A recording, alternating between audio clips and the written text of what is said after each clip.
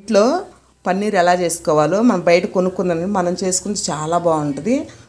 ఎలా చేయాలో నేను చూపిస్తా చూడండి ఫ్రెండ్స్. నేను లీటర్ తీసుకుంటున్నాను పాలు పన్నీర్ చేయడానికి. చిక్కట పాలు ఎన్నొచ్చే పాలు అయితే బాగుంటుంది. ప్యాకెట్ అయినా పర్లేదు, లేదంటే మనం గేదె పాలైనా పర్లేదు. మనకి ఎన్నొచ్చే కావాలి. అడుగంటుకోకుండా ఇలా కలుపుతూ ఉండాలి. చూడు ఎంత చిక్కగా ఉన్నాయో. చిక్కగా ఉన్న పాలు అయితేనే మనకి చాలా బాగా వచ్చిద్ది, సాఫ్ట్గా వచ్చిద్ది అనమాట.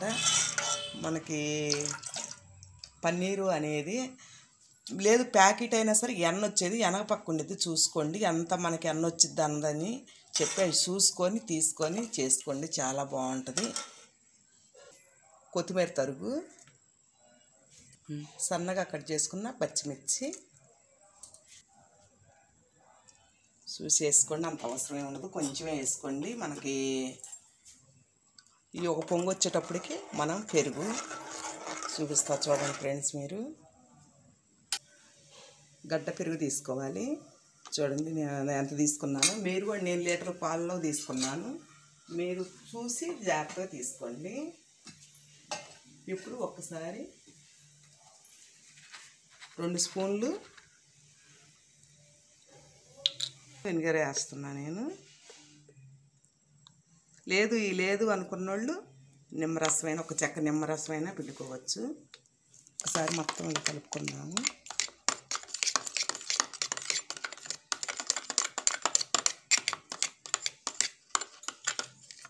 ఫ్రెండ్స్ ఇగో ఒక పొంగు వచ్చిన తర్వాత మనకి ఇంకెరగటం స్టార్ట్ అవుతాయి. ఈ లోపల మనము ఇందాక కలుపుకున్నాం కదా వెనిగర్ వేసి పెరుగు, ఇప్పుడు కలుపుకున్నాము. హైలో పెట్టుకొని మాత్రమే చేసుకోవాలి, కాగబెట్టుకోవాలి. సిమ్లో మాత్రం వద్దు. అడుగంటుకోకుండా ఇలాగ అంచులు కత్తుక్కోండి, ఇలా లోపలికి వేసుకుంటా మనం చేసుకోవాలి. ఎరగటం స్టార్ట్ అవుతుంది. మెరంత చేపు మాత్రం ఉంచుకోకూడదు. ఎంత పర్ఫెక్ట్గా వచ్చిందో పన్నీర్ అనేది మనం ఎక్కువసేపు మాత్రం ఉంచుకోకూడదు. ఒక్క పొంగు వచ్చిందనుకో ఇరిగిపోయింది. చూడు ఎంత కరెక్ట్గా వచ్చిందో. ఇలా చేసుకోవాలి, పర్ఫెక్ట్గా వచ్చింది. మీరు మటుకు గుర్తుంచుకోవాల్సింది ఏంటంటే ఎక్కువసేపు మాత్రం వేడి వాటర్లో ఇరిగిన తర్వాత ఉంచకూడదు పొయ్యి మీద. ఇప్పుడు స్టవ్ ఆఫ్ చేసుకుందాము, పెట్టుకుందాము. ఏదైనా కొంచెం సిల్లులుగా ఉన్నదైతేనే మీరు వడగట్టుకోండి, బాగా త్వరగా దిగుతాయి. సన్నగా ఉన్నా కానీ చూడు ఎంత బాగా వచ్చిందో. కొత్తగా చేసుకునే వాళ్ళకి చాలా బాగుంటుంది. మనం ఏమి ఇప్పుడు అలా ఒత్తుకోవద్దు. ఊరికి నేను ఎలాగ అంటున్నాను, మీరేం ఒత్తుకోవాల్సిన అవసరం లేదు. ఆరిపోయే వరకు ఇలాగా కింద వేడి వాటర్ తగలకుండా మనం ఇలాగా చల్లగా ఉన్న వాటర్ ఇలా అనుకుంటుంటే మనకు పర్ఫెక్ట్గా వచ్చింది. ఎందుకంటే ఎక్కువసేపు ఉంచామనుకో మనకి గట్టిగా వస్తుంది. పన్నీర్ అనేది బాగా సాఫ్ట్గా మెత్తగా ఉంటేనే చాలా బాగుంటుంది. చూడండి ఎలా వచ్చిందో. మనం చల్లటి వాటర్ పోసుకుంటూ ఉండాలి ఆరిపోయేదాకా.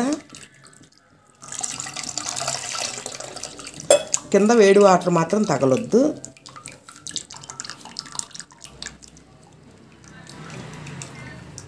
చిల్లులు ఉందనుకో, చిల్లులు ఉంటే అలా పెట్టుకోండి. నేనైతే ఇది కింద ఒక పెద్ద ప్లేట్ పెట్టి మళ్ళీ దాని మీద ఇంకొక ప్లేట్ పెడుతున్నాను స్టీల్ది.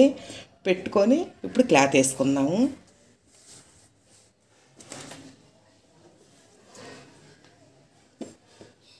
ఇది చూడండి. ఇప్పుడు కరెక్ట్గా మనం కొంచెం అనుకోవాలి.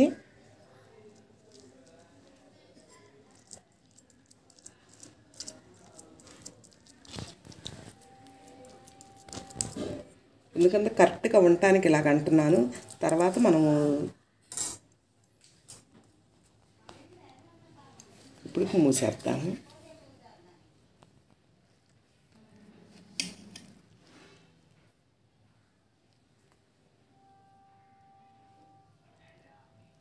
ఇప్పుడు కొంచెం బరువుగా ఉన్నది. బరువు పెట్టుకుంటే మనకి ఆ పన్నీర్లో ఉన్న నీరంతా పోయి గట్టిగా ఉండిద్ది. అందుకని చెప్పి నేను సుమారు సుమారు బరువు బియ్యం పోసి గిన్నెలో పెడుతున్నాను. కనీసం 20-30 నిమిషాలు మాత్రం ఉండాలి. ఉంటేనప్పుడు మనకు పర్ఫెక్ట్గా వచ్చిద్ది. ఎక్కువ మాత్రం బరువు పెట్టొద్దు, గట్టిగా ఉండిద్ది. ఇలా పెట్టుకోండి మోయినంగా, చాలా బాగుండిద్ది. చేద్దాము.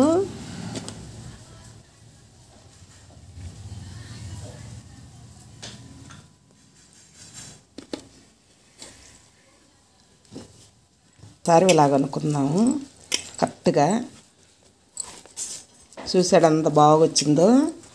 ఇప్పుడు మనం కట్ చేసుకుందాము. మనకి ఏ షేప్లో కావాలంటే ఆ షేప్లో.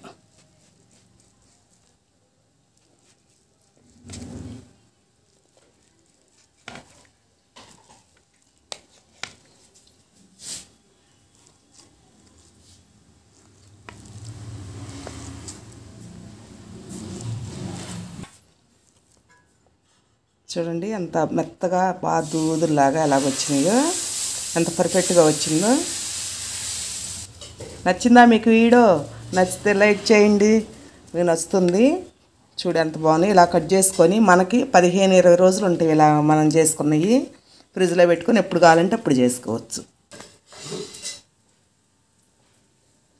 కలర్ఫుల్గా చాలా బాగున్నాయి.